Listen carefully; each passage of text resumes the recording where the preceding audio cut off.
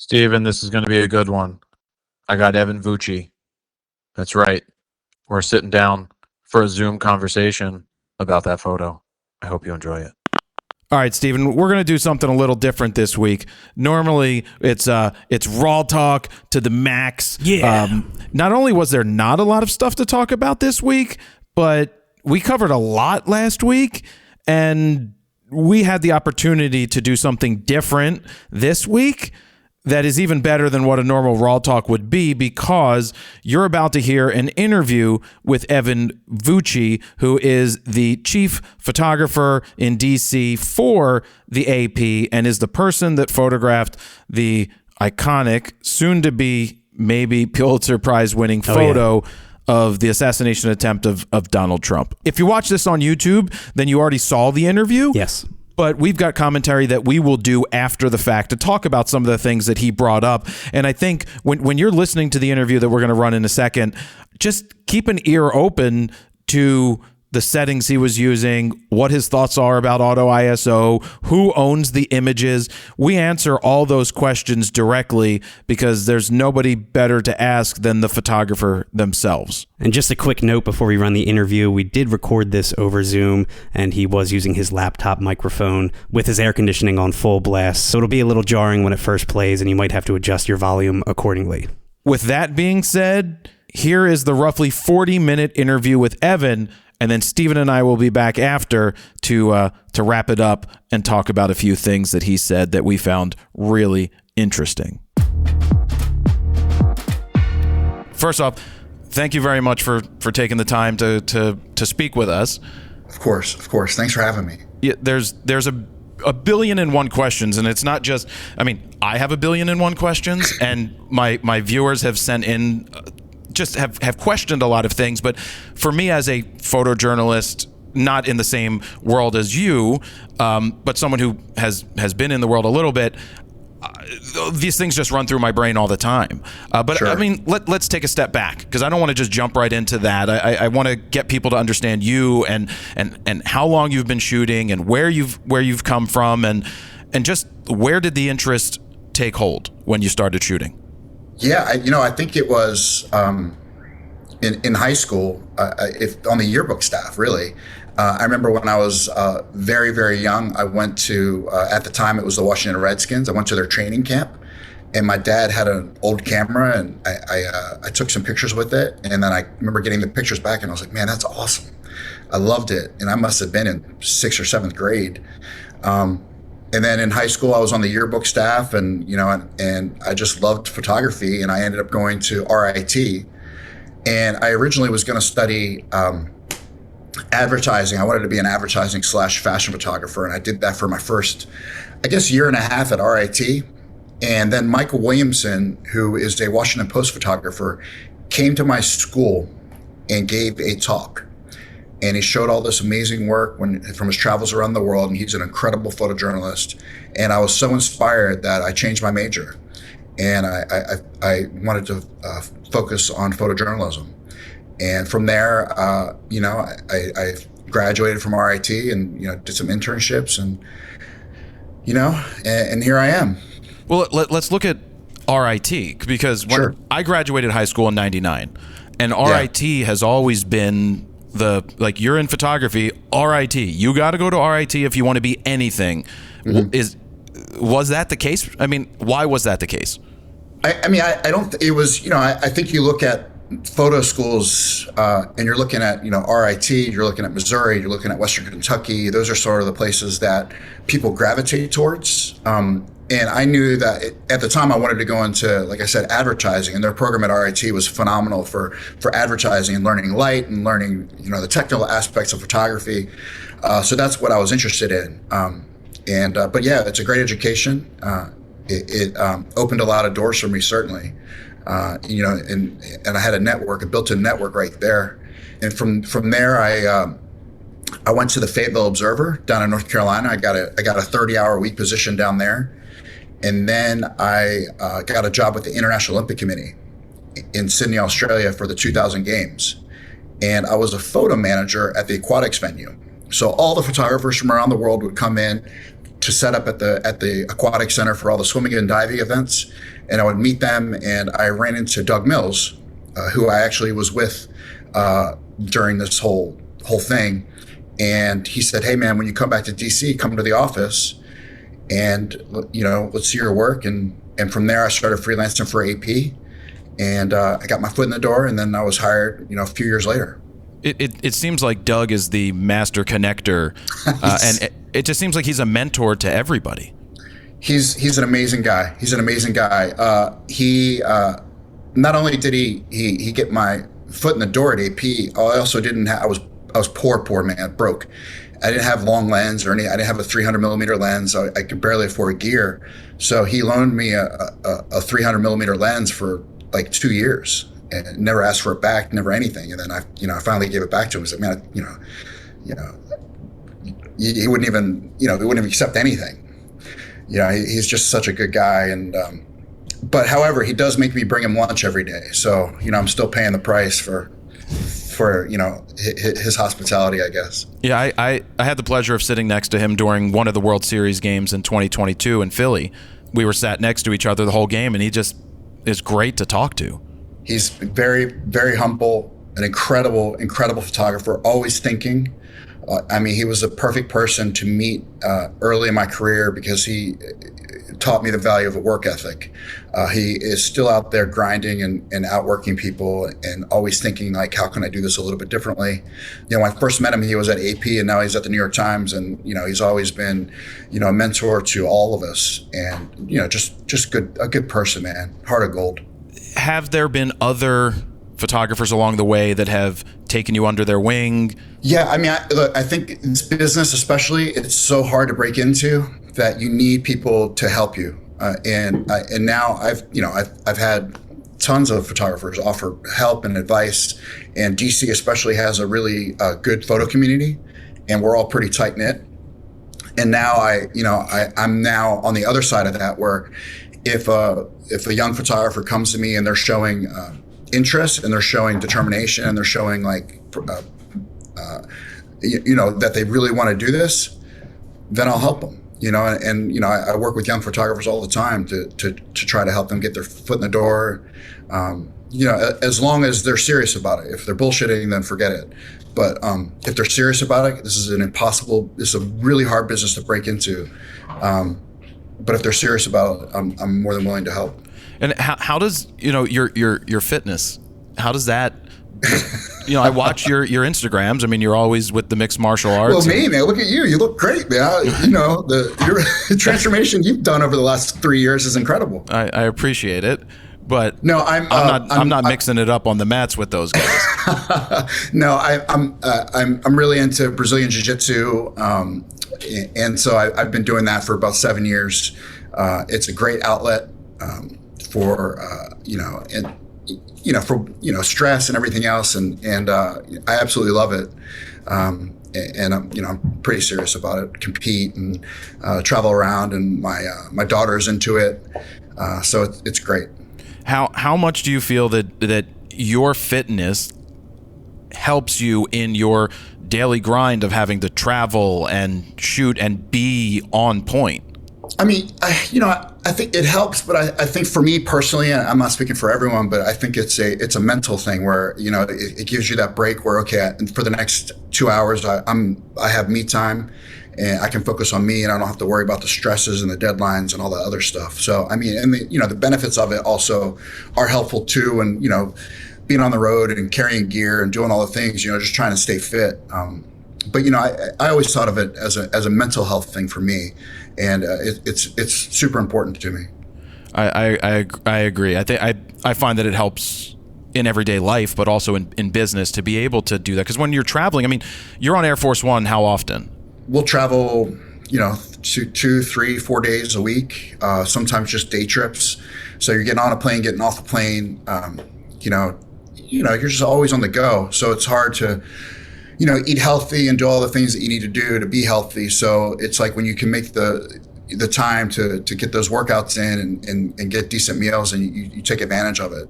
I think one thing, if I have this correct, that when you fly on Air Force One, it's not like it's paid for by the government. No. AP has to cover everything. That's a great point. So we spend a ton of money covering the president. So we get bills to, at the end of every month or the end of every trip. So, we could go overseas for an assignment, like a week-long assignment. It could cost between, $60,000 and $100,000, depending on, how many flights you have. And then you're also thinking about, like, we have Osprey flights and motorcades. We pay for all that stuff. The government doesn't pay for anything. So we spend a lot of money covering the president. Yeah, I think that's something that people don't realize. Yeah, it's you'll see those bills and it's shocking, but it's important. It's that's what our members expect. So yeah, that's insane. All right, let's jump into the day of the events, because obviously it was an incredible week for photography. It's an unfortunate situation that everybody was put in to have to react and figure out what to do in just react to the scene. But I think the biggest thing that came out of it is how important still imagery continues to be and will continue to be, because it's not being replaced by robots, AI, or cell phones. Yeah, I think that I saw what you were saying on one of your earlier videos about the power of still photography, and it was a good example of that power. Like what we all captured on the ground. The video doesn't really show that chaos, but that's the power of the still photograph. Completely showed through. So it was a moment that we can all look at and say, man, still photography is not going to be replaced anytime soon. And I think I saw you say, it's not going to be replaced by a cell phone. It's not going to be replaced by AI. We were right there in the moment doing our jobs, and I think we all did a pretty good job. So walk us through it. You're in the buffer. It's a normal event, which you've done a billion of these events, and you never know what's going to happen. Right. What happens? So I'm in the buffer, towards the back of the buffer. I have my 70-200 on, and I was making some frames, and he had a chart up about immigration. And then I turned behind me and I switched to a wide angle, and I made a few frames of like the people in the front row. And then I came back through and I raised my camera up, and I heard the shots over my left shoulder, and I did one of those, and I knew immediately what it was. So I put my lens back on the stage, and I saw the Secret Service rushing in. So they were rushing to cover him, and I made a few frames with my 70-200, and then I started running to the stage, and I switched to my wide. I had my wide, and just started photographing and trying to see, okay. At that point, he was completely covered up, so I was just trying to find, any angle where I could see him. So we were all just sort of looking for where to go, and I ran to the other side of the stage real quick. Nothing was showing up over there, so I came back, and then I started thinking, okay, well, where are they going to go? What's next? So as he started coming up, that's when I ran to directly in front of the lectern. And I guess the video of us, the stage was pretty high. So you can see us sort of holding our cameras above our head with that flip out screen, just trying to get that. And then I just remember them turning their shoulders. And as soon as they turned their shoulders, I knew which way they were going, because I knew there was an SUV for an emergency. So I bolted to the stairs, and I knew they were going to come down those stairs. And that's from the angle that I made some of the photos that have been shared pretty widely. The question that I was trying to figure out is, it looks like you're looking through the viewfinder for some, and you're holding the camera up for others. I'm a big proponent of looking straight through the camera, but I understand in certain situations there's a need for the other. But the main photo came from looking through? Yeah, 95% of everything I shot was through the viewfinder. The only thing I shot was over my head was the stage, just because it was so high, and I was trying to get over the lectern to see him. And that's the head-on view of him pumping his fist. And I think at one point I was putting it up, and I came down, and you could see me sort of readjusting the exposure real quick and just seeing how it looked. And then I went back up to recompose. And then I ran to the side and did everything through the viewfinder. But the majority of it is through the viewfinder. No, when you're in that situation, I mean, you reacted by running towards, right? Mm-hmm. You've been in war zones. You've covered war zones. Was there any, I mean, your first step just took you forward. You didn't even think. You just went. Yeah, I mean, I think that it's not like, oh, look how brave I, it has nothing to do with that at all. No. It's like people are, and that's not even, but you're not even thinking about that. All you're thinking about is like, I'm a photojournalist, and, photographers, we don't get a second chance. So, I mean, I always say the curse of the photojournalist is we never get a second chance. I can't call for a quote later. I can't. So everything that's happening right now, I need to capture. So as soon as I heard those shots, I knew immediately, like, this is going to be, an important moment in American history. And then this is the reason I'm here. And I got to do this job the best of my ability. And, you don't really think about, the consequences or anything like that. You're just there doing the work, and you're not thinking. I mean, you just kind of, your brain just shuts off, man. You go into work mode, and you're just doing what you would do, whether or not there was a shooting, or whether or not, it's the end of the rally and nothing had happened. If he's walking off stage and waving to the crowd and pumping his fists and, dancing or doing whatever he does, I would have photographed it in the same way. It just happened to be that, he's now being carried off the stage and protected by Secret Service. But, as far as like my job and what I'm trying to capture, I'm not going to change just because the moment is bigger. So you're not thinking about, anything other than like, what is the light? What's the exposure? What am I doing? Where is he going? You're making all these calculations in your head. And just trying to, do the job, man. I mean, that's the thing. It's like, you don't get a second chance. So I think all of us were just in the moment, and, those guys did a great job. And, I'm just happy that, I didn't drop the ball. And I did the job. Yeah, I mean, tremendous. Everybody in there captured something, and and it's unique and different. That's what's cool too, right? It's like you can stand next to, 3 other photographers, and everyone will come up with something slightly different. And that's one of the cool things about photography is we all kind of see the world a little bit differently. So that was cool. Now, when you're composing that shot, the shot where they're coming in and the flag is up above,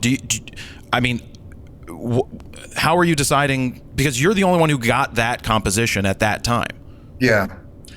I mean, I think we're all looking at things a little bit differently. I was, I knew that I wanted that flag in there, and it was like right above his head, and the wind hit it just right.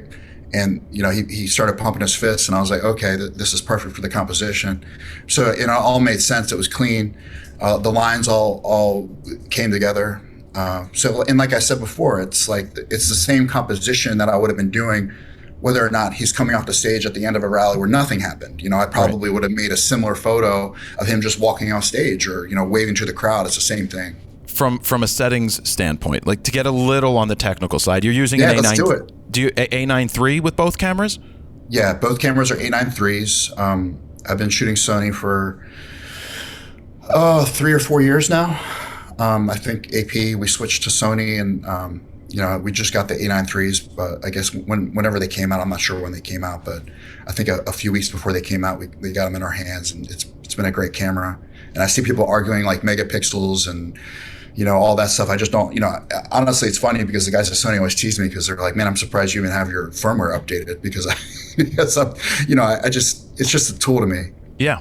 So with it being a tool that has a lot of different technologies that have changed, sure. Are you shooting at 120 frames a second? Where do you have it set? No. Gosh, no. I turn that stuff down. That's the last thing I want to deal with is editing all that. And not only that, if you're sitting there and you're just trying to hammer on the motor drive and like you're just looking everywhere, trying to capture everything, then you end up with nothing. And I always tell young photographers, I'm like, dude, listen, like you can't make all the pictures, okay? You can't run around and lose your head and try to catch this and catch that and do this and do that, because at the end you'll look at your take and be like, man, I missed everything. It's because you weren't focused. So the last thing I want to do is just be there hammering on the motor drive. So I think I shoot my my motor drive at 6 frames a second or 8 frames a second, which is more than enough. And and I'm not hammering on it either. I'm not sitting there just so you're picking your moments and composing and just trying to slow down. And that's the other thing. It's like when this thing is happening, you keep telling yourself, man, just slow down. Okay, what's happening over here? What's now all the where are the agents coming from? What else do I need to make photos of? So you're always looking for other stuff as well. Are you earplugs in or no earplugs when you're shooting these things? No earplug. Yeah, I want to hear what's going on around me. Yeah. Yeah. RAW. I know that there's RAWs, there's JPEGs, and I know. Yeah, of course. Are you burning both at the same time? I am. So to slot 1, I have my JPEGs, and to slot 2, I have my RAWs. And so the way, I don't know if your audience knows this, but the way news photographers work nowadays is we're sending 99% of what I do, I send from the back of the camera. So I just got a new, yes. I'm holding it up. Yes, dude, that thing, man, saved my life. Yeah, if anybody's not listening or watching the video portion, this is the new PDFP something from Sony that allows you to I'll let you tell how this saved your life. Yeah, so 99% of what I do, I work, I send directly from the back of the camera to an editor that's waiting. I load in my captions ahead of time. So I'll put in like a dummy. So before this event started, I'll put in a dummy caption like Republican presidential candidate, former President Donald Trump speaks at a campaign rally in Butler, PA, date, whatever. And I'll load a couple like things that could happen during that rally, like, arrives on stage, and I'll load like 3 captions in there and I'll put it in the back of the camera, right? So every frame I have has a caption put on it. And then I'll look through the viewfinder and I'll just edit in the viewfinder. I'll hit a button and it automatically sends the images to a waiting editor. My communication that day was down everywhere. I didn't have cell phones. I didn't have my ATT MiFi wasn't working. My cell phone wasn't working. I couldn't get anything to work. And that Sony that you just held up, it had a T-Mobile SIM in it. And man, I would literally hit the button and it was gone. So it was, one of the most stressful situations to work in, but having that technology and working, it took so much pressure off of me because the photos were going basically instantly. It was probably, from a transmitting point of view, it was the least stressful event I've ever covered because everything worked. It was amazing. So a lot of us will now be carrying that new Sony transmitter. It's been good. And I'm not like a Sony fanboy or anything. I don't know much about technology, but it worked and it was awesome. Yeah, so are you plugged in directly or is it transmitting wireless? What we're starting to find is like at bigger rallies where there's a lot of interference, you want to be plugged in directly. And that goes for my ATT MiFi too.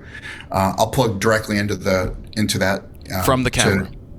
From the camera. So I'll have a cord, the Ethernet cord plugged into the camera, plugged into the device. Yeah, I'll just leave it plugged in, and then if I need to switch cameras, I'll just plug it into the other camera. It picks it up basically immediately, and it's just pretty much seamless. That was the workflow I was thinking that was based on you tag something, or are you sending everything, or are you just sending tagged? I'm editing, and I'm sending like the frames that I want to send. Now, once I had a few moments to once they got him out of there, my editor was like, man, just start sending everything. So I literally would just scroll through and send. So I'm not sure how many I sent, but the images were moving so quickly that we had images on the wire before anyone really knew what was going on. And as far as the blood and everything else from the video and from the television feed, you couldn't see that. So I think it was our images that once they hit the AP wire or the Times or whatever, that's when people started to see the blood and everything else. It's just incredible how the technology, we utilize technology to help us do our jobs better. Sure. Which also, the technology of the IAF and lock-on tracking, is that the focus mode that you have on? Yeah. Yeah, I mean, I use the. It's funny how you don't even. It's not. I will tell people when I'm in press areas and I'm working with AP or Getty people, you guys are so focused on shooting, and sometimes the technology, it's an afterthought.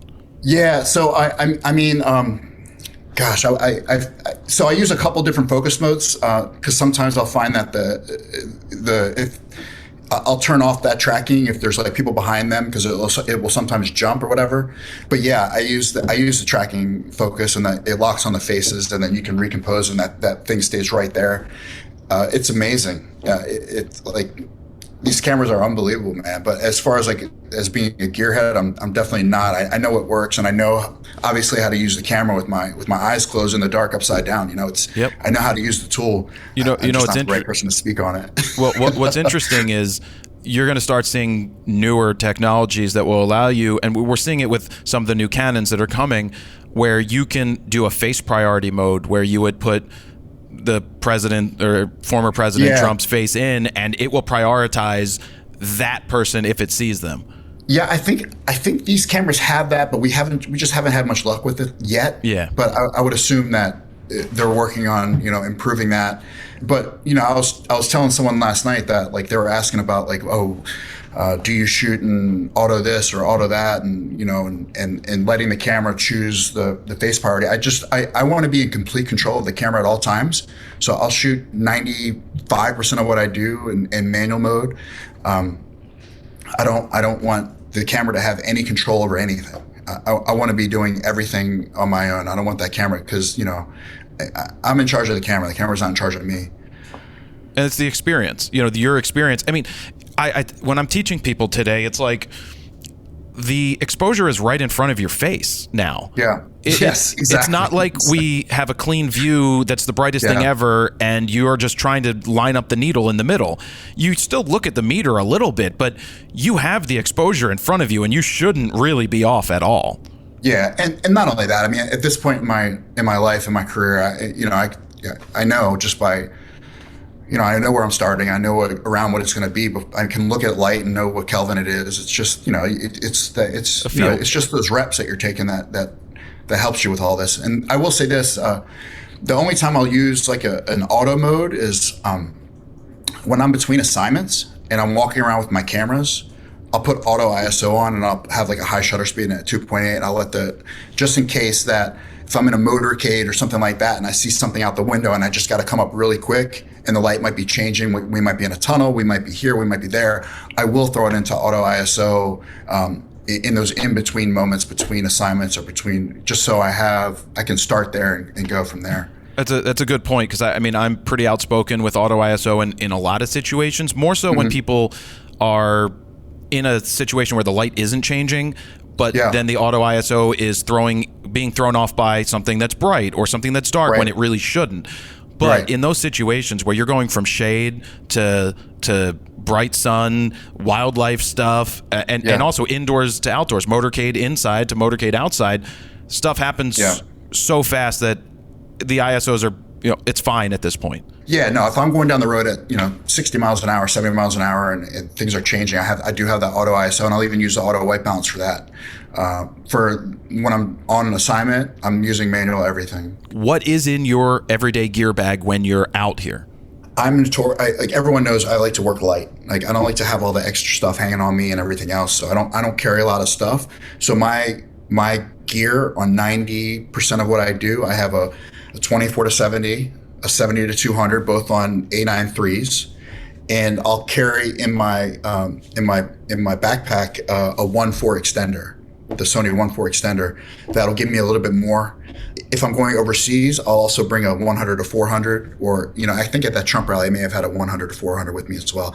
I hate the lens, but sometimes it's needed. But the 90% of what I carry is just 24 to 70, 70 to 200, A9 3s. That's it. Batteries, basic stuff. So the thing about transmitting with these cameras is it does kill the batteries pretty quickly.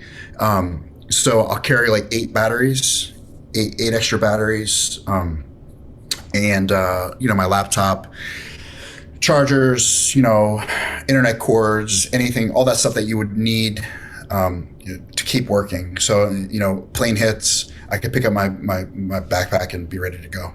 Yep. And now the new transmitter from Sony is the go-to for everybody right now. Absolutely. It was such a big help. I still carry my ATT MiFi. I have my Sony transmitter that has a T-Mobile SIM in it. So I'll have ATT, T-Mobile, and then my phone will be Verizon. So usually a lot of times the way we work is like if one of the signals is down, maybe another one will be up. So, depending where you are in the country and what you're doing, like T-Mobile might really work. T-Mobile seems to work well in like more rural areas. And this is like, I'm not like an expert, but it seems anecdotal. And then like my Verizon and ATT, for my backups, but that Sony is my new go-to. The Sony people told me that you can have virtual sims on here. Yes. So you could have multiples. Yeah, so that's exactly. So I haven't jumped into that yet, but I will download some virtual sims. And the other thing that is amazing about this is it will act as a pass through. So let's say I'm in a hotel ballroom that's 200 feet underground. There's no signal, but there's a Wi-Fi. Well, the Wi-Fi usually has a splash page, and our cameras wouldn't be able to connect directly to the Wi-Fi because it has that splash page. But now I can connect to the hotel Wi-Fi through the Sony and plug in my camera, and it'll go through and transmit that signal to my cameras. It's amazing. I've used it several times now. It's awesome. The tech, the tools, they help us. Dude, I'm telling you, that for me is one of the biggest things is just being able to get the images out, because right now it's still the biggest stressor is getting images to the desk, and especially at bigger rallies. Now that we're in election season, those MiFi units are the first to go. So being able to hop into an arena Wi-Fi or a hotel Wi-Fi really helps. So the last thing, the Sony guys were saying you can get enterprise data, which might put you onto a different band signal than the regular cell phone people. Oh, really? Which might give you priority, because they do say that there's first responder, like cell phones for first responders never go down because they are on a different frequency. So there might be cards that work on a different, put you above everybody. Look, the day that this happened, I was absolutely shocked, because I'm telling you, man, it's the fastest I've ever transmitted in my entire life. I would hit the button and it would go green. It was insane. I don't know what was going on, but like I said, my cell phone was down, my MiFi was down, but that Sony transmitter for some reason it was working. And I don't know if it's because I was on the T-Mobile and not that many people out there were on the T-Mobile bandwidth, but it was unbelievable and a huge help. So one of the biggest questions that I saw is who owns the pictures is one of the biggest questions. Of course. So I'm a staff photographer. I've been a staff photographer for almost 21 years. So AP owns the copyright. So, I've been getting a lot of questions like, oh, well, do I have permission to do this? Do I have permission to do that? And it's, they deal with all that. I'm not in charge, but I would imagine that they would probably try to protect their copyright. I'm just not sure how that works. I have received emails before when people had used a photo that I took on a business somewhere, and they said, "Hey, man, why are you suing me?" And I'm like, "What are you talking about? I'm not suing you."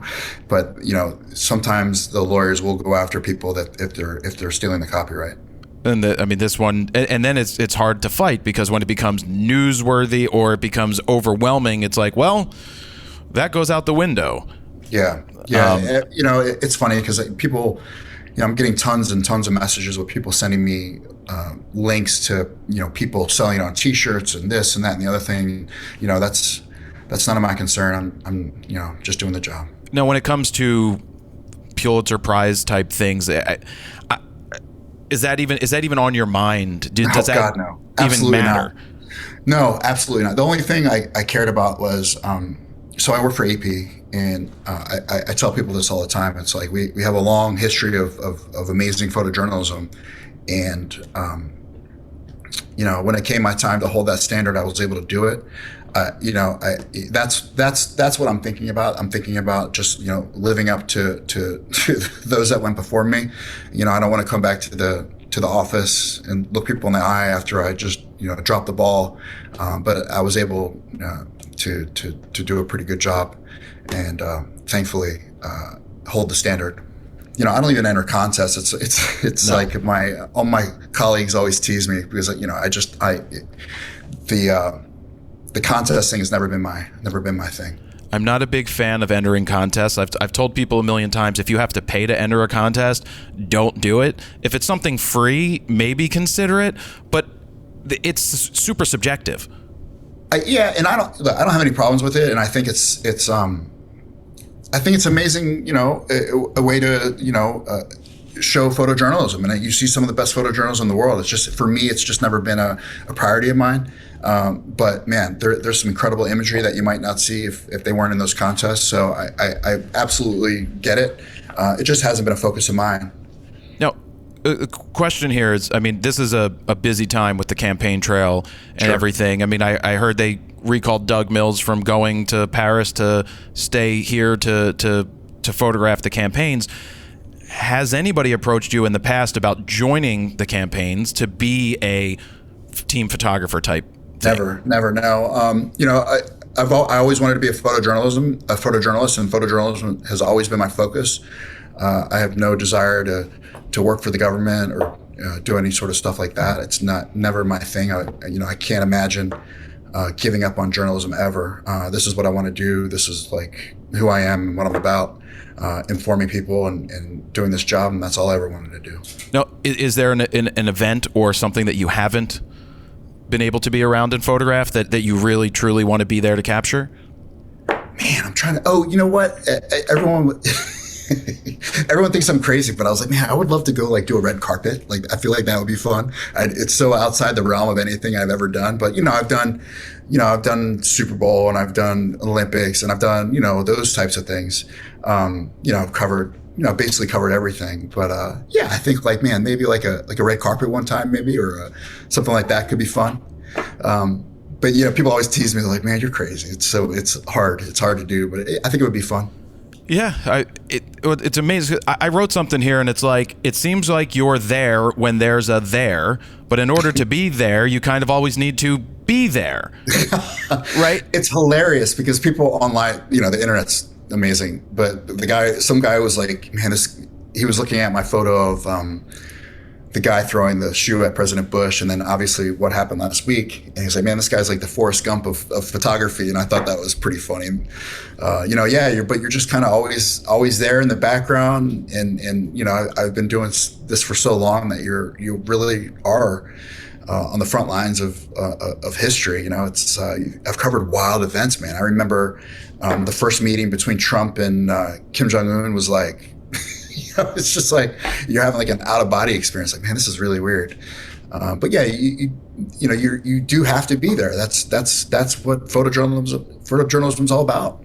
And I think younger people, not just younger people, but non-photojournalists don't understand the amount of time that is put into being somewhere, that the times that don't pay off. I mean, it's 99 out of 100 times you could wait for 4 hours, 5 hours, 6 hours for something, for like a 2-second thing. You either get it, you don't get it, or it doesn't happen.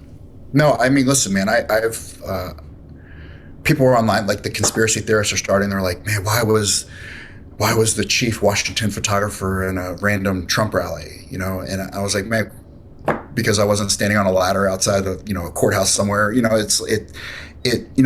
We do so much stuff that people don't see, like what you were just saying. So, I've spent, hours and hours outside waiting for someone to walk by me or arrive at a courthouse or do this or do that. And you're right, man.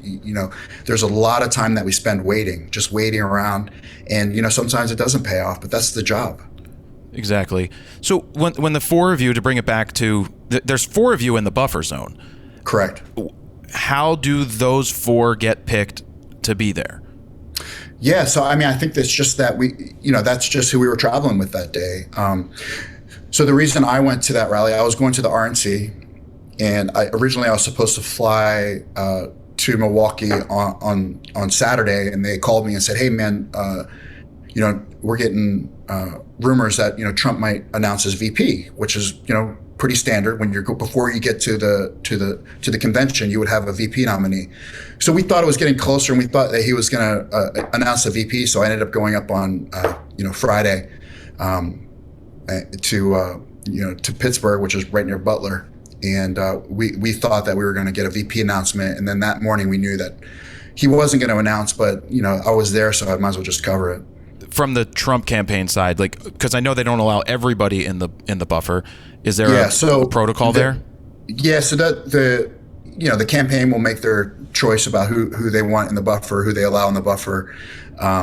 So I think that they look at reach, or it's different. Like from an official White House event, it's the same group of photographers versus like these campaigns will sometimes have a different mix of what organizations they want there. All right, to almost bring this to a close, you guys are done. the president gets taken to the hospital. The former president gets taken to the hospital.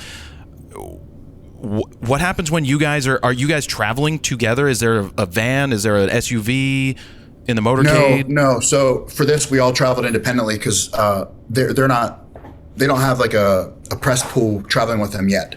So we're there, independently. So we were sending all our photos, and we were in this is fun. We were stuck in the parking lot because the road was like, there's like one road in and one road out of this place. So we were in the parking lot for a couple hours. And I remember being in Doug's car, and we're sitting next to each other just looking at stuff on our laptops. And I guess Doug like turned his laptop to me. He's like, "You're not going to believe this." And right there on his laptop, I saw the image of that bullet. And I was like, man, that is insane. And this is before anyone knew that it was, they were still trying to figure out, okay, was he cut from flying glass? Was he cut from this? Is it an actual bullet? And like, I could see it clear as day right there. So, but we're all traveling independent from each other. And I had to park it in like some guy's backyard. I paid some guy to let me park in his backyard. And I had to walk like a half hour at the end of this day to get back to this guy's house. And, and then the next day I was on a flight to Milwaukee, and we saw each other at the convention. It never ends. I mean, it's always on to the next. People always ask, like, what's your favorite photo you've ever taken? And the answer is the next one. I've been getting that a lot, and people are like, well, so what do you think about this photo? And I was like, honestly, I haven't even had a chance to think about it, because literally the next day I'm on a plane to Milwaukee, and then I'm working for really long days for a week, and then as soon as that ended, the next morning I'm on the way to Grand Rapids, where Trump and J.D. Vance had their first joint rally. And then I got back on a plane and I flew to D.C. And as I'm landing in D.C., they're like, Biden stepping down. And I'm like, oh my gosh, this is like crazy. So, it's always on to the next. So you're going to have a pretty busy next 100 days at least. Yeah, it's certainly a sprint to the finish here. We're going to be going pretty hard until November, and Netanyahu's here this week, and so the news goes on, man. So as far as like, what happened, a week ago is done, and we're on to the next one, and just hopefully keep doing the job and making storytelling images as best we can. Evan, I appreciate you taking the time to come on today. Of course, man. For you, anything. Oh, for me, anything. All right. I'll remember that. Thank you. I appreciate it. I appreciate it, man. Thank you so much. I really do appreciate it.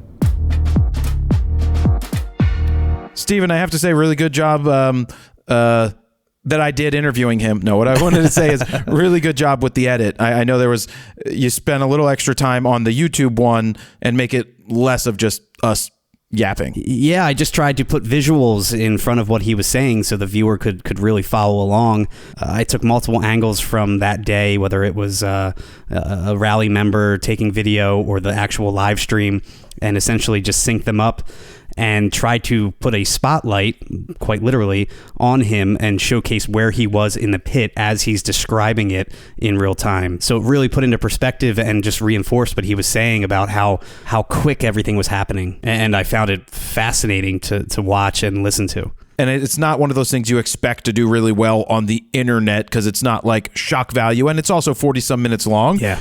But it was a great listen when I was listening back. Yeah. I mean, I was enjoying the conversation we were having because I had so many questions that I want to have answered. I mean, at the heart of it, it was just two photographers, shooting the shit. That's really what it sounded like to me. But obviously, this is a photographer that captured a historic photo that will live on forever. Fantastic job by Evan. Hearing his story, the beginning of the story, how he wanted to be in fashion, and then ended up meeting a photojournalist and changing everything and going to RIT. I wanted to say that RIT was always considered to be the place photographers would go to learn. It was like RIT and Brooks Institute, and they all ended up just being the same bullshit. What I didn't like about RIT when I looked into RIT, when other people I was graduating high school went there, is they focused all on technical. Everything was technical. You have to learn reciprocity failure, and it was all the non-actual shooting things, which made it seem like it wasn't the right choice for me. That I was still a little bitch when I was 18 years old. Nothing's and wasn't changed. Really ready to leave home. Thanks, Stephen. What?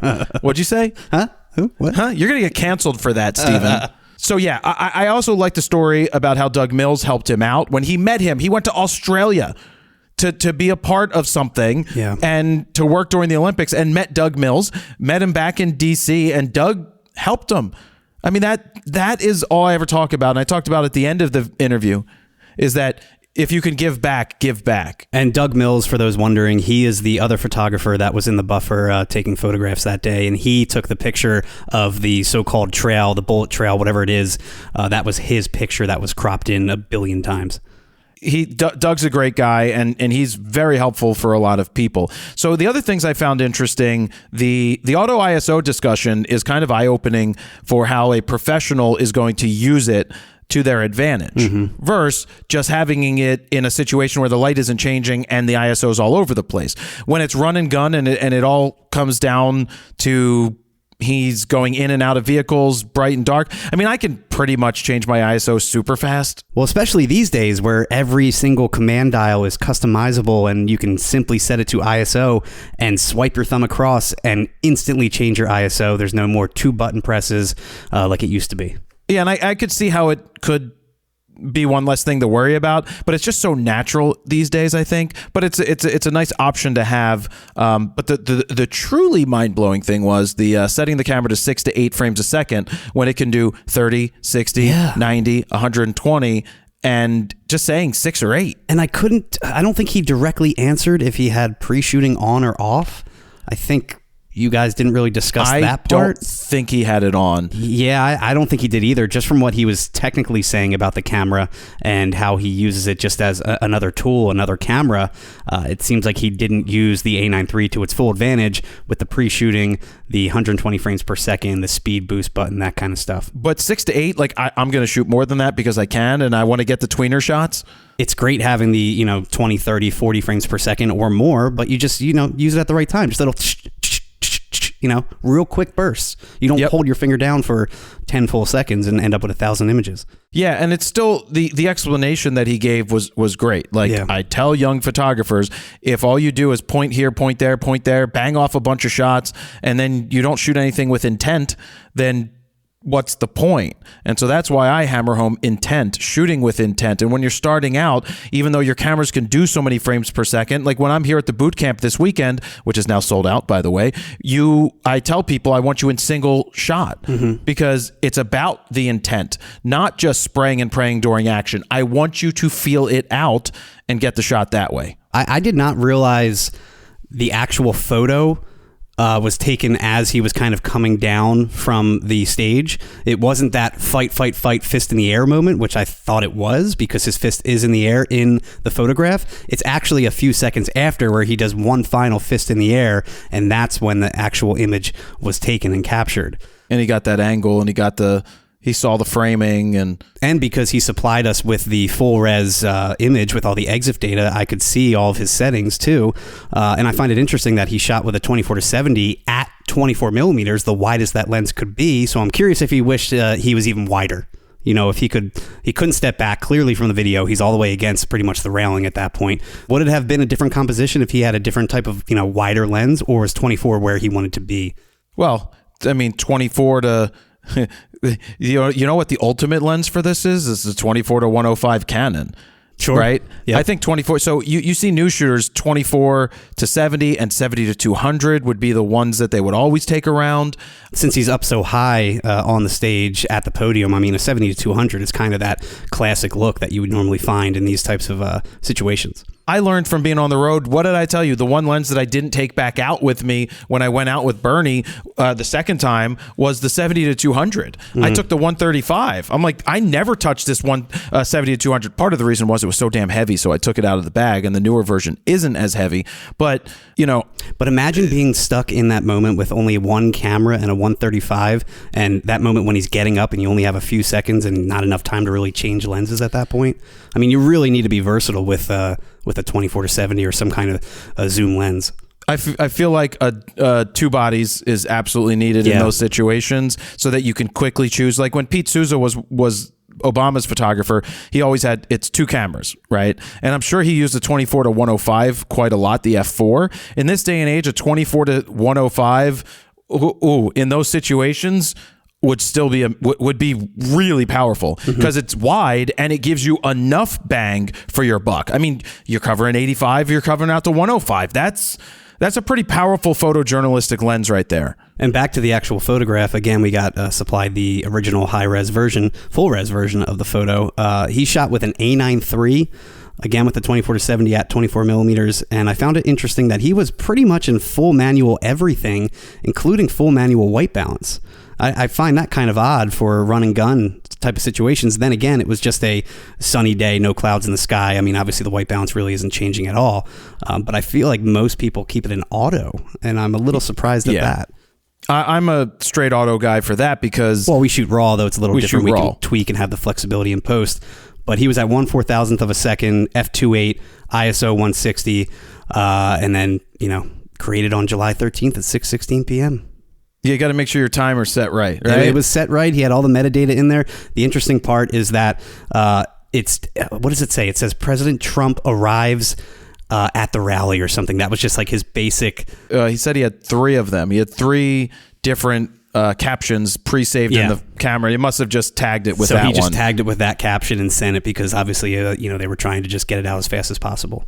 But it's not like President Trump assassination attempt, blah, blah, blah. Nah, the editor's desk would take care of that once they get the photo back. But yeah, it was also great to see that he shoots RAW and he shoots JPEG to 1, so he has both, which is nice. Do you think he has some sort of modified creative style or picture style in his camera for the JPEGs, or is it just a straight up basic? No, that's a straight standard. The way that photo looked that came in that he sent us looks pretty standard to me. Looked great though. It's lacking a major bit of contrast, but it's I think it has enough contrast, the original photo. Yeah. Obviously, the one online is compressed a billion times, so it looks a lot flatter. But when I got the original full res, it looks pretty good straight out of camera. Super sharp compared to the crap you find online, because, again, it gets compressed a million times. Yeah. I mean, other than that, not much else to say. It was all said in the interview. Well, I thought it was interesting that that one of his friends or buddies called him the Forrest Gump of photography, and that he's always there in the background. Like obviously for this event, when he was there for the shoe being thrown at the Bush event, he's just always there. The Forrest Gump of photography. He's always there until he's not there. Exactly. All those other ones that happen. And also as a photographer, I talked about this, you're always waiting and preparing and shooting, and there's not always going to be something historic that happens. Exactly. There's going to be plenty of times where there's no payoff. I mean, he mentions waiting outside of courthouses all the time and waiting there for hours and to only capture nothing. So there's plenty of that happening, and this is, one of those rare once in a generation moments, You hope. Yeah, exactly. You hope they don't screw up that bad again. So the amount they spend, I thought that was pretty crazy, that they have to pay for every plane ride when they're on Air Force One. The government is not paying for that. AP is paying for all of that. And trips that are a few days or up to a week could be $60,000 to $100,000. Yeah, you're talking airfare, you're talking helicopters, you're talking motorcades, you're talking food, and you're talking lodging. All of that is paid for by the business. That's like if I was to go on the road covering that, I would have to foot the bill. Now, I footed the bill when we went out with Bernie. Well, that was only for 3 days. Well, yeah, I had to pay for a room for you, pay for a room for me, our travel and transportation. We weren't paying for flights, though, is what I mean, like private flights. No, that was worked a different way, but in the future, you would be part of like a press pool. But when you're part of the press pool still has to pay for that. Sure. It's just coordinated by the campaign. It's all a fascinating story. He doesn't care about awards, doesn't care about plaudits for doing something the way he's supposed to do it because it's his job. Cares about covering the news, yeah. His biggest fear was going back to the office and having to say that he missed the shot. Oh, could you imagine? Yeah, I can imagine. I've missed stuff before. Not of this stuff caliber. Like this. Yeah. Not of this caliber, but Harper hitting that home run still grates on me. That messed up Schwarber photo, but they aren't the end of the world. And this isn't the end of the world, but he did get it, so he doesn't have to worry about it. Him talking about the Sony transmitter, too, and how that essentially saved him that day. And that was the fastest he's ever transmitted in his entire life. That rally specifically. Well, that's why as a professional, you have all the tools. If they're spending $60,000 to $100,000 a trip for him to go on the road, this is an $1,100 device. It's basically now sold out at B&H since this event happened because the word got around that is the device. And you just have to basically pay for the SIM cards. So what they can do is have two virtual SIMs. You could have other SIM cards that you can pop in and out and get those enterprise ones, and you're paying just for the data. It could be $100 a month, but at that point it doesn't matter because the images make millions of dollars. Oh yeah.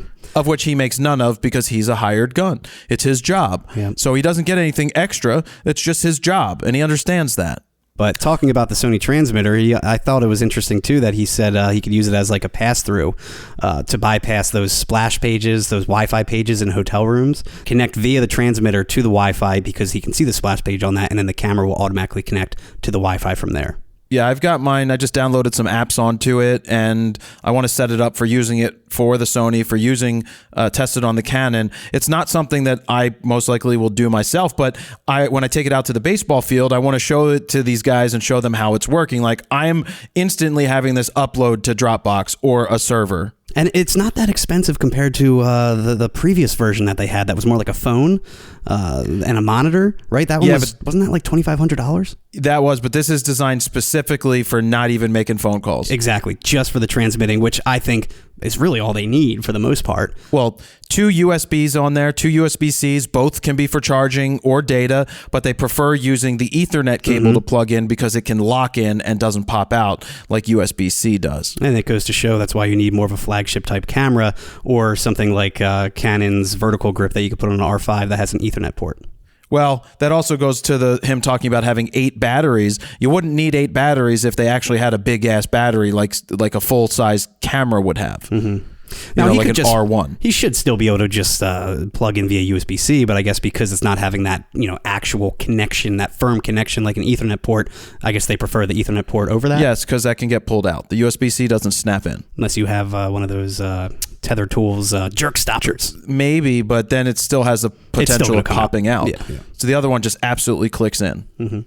Epic interview, and kudos to you for actually getting him to sit down with us. I really appreciate him taking his time to come on. Yeah. I'm glad we could bring you that interview because I just think there's a lot of information you can learn from it, and I learned from it, and we'll do interviews when they present themselves. And if you get a chance, check out the visuals on YouTube because, again, I did sync up all of the footage, the live stream that was happening as he's recounting the entire scene and story. Yep. So we're going to leave it there. This is RAWtalk 111. 11? Yeah, 111. 111. We'll be back next week some more with more because I'm sure by then we'll have other things to talk about. But it was awesome to be able to get this interview out to you guys as quickly as possible. So thank you guys very much for listening. Jared Polin, Photo.com. See ya. Bye.